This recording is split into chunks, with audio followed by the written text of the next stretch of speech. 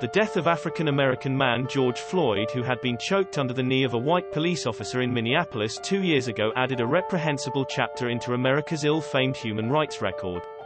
2 years on, the United States still reels from the terrifying murder that occurred in broad daylight. At the same time, it struggles to find a cure for racism long embedded in the nation's political, economic, and social fabric.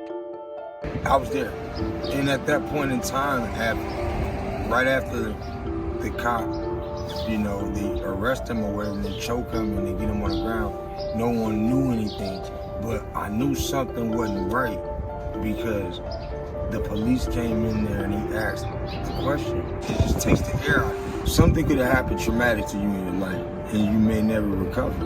I lost some words. There was a numbness. Nothing made sense to me because the way I found out how he was killed, because the person that told me was a news reporter, because I didn't find out he was killed till the day after. So everything, there was no preparation. Everything was right in the moment. Thrust into it. Thrust in the moment to deal with grief, to deal with pain, with emotional roller coaster. No one should have privilege. No one should have a membership to equality. Equality is a birthright. It's not an option. And for 400 years, it has been an option for brown and black people. We had to negotiate equality. The right to ride the bus, the right to vote, the right to be educated.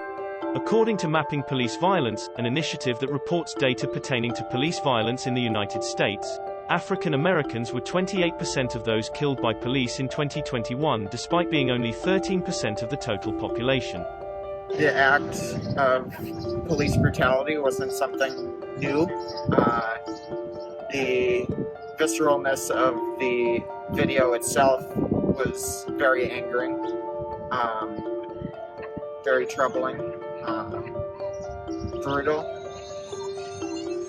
upsetting. Minneapolis artist and activist Mari Mansfield painted a mural called Mourning Passage on the surface of a road section near George Floyd Square. Justice, and we can't stop until we get it. You can say one name or a few names, but when you actually write it down, it's a lot more people than you think. And, I have a wait list of a lot of names, but this list will never be done. It'll never be finished. There'll always be someone left off. I think every single person in Minneapolis, especially people of color, were terrorized by Derek Chauvin. Just seeing his face brings back those memories. It's never going to be justice. You can't have justice for a person that's dead. We want accountability, but you can never have justice because he can't go home and hug his daughter or his other kids. So it'll never be justice.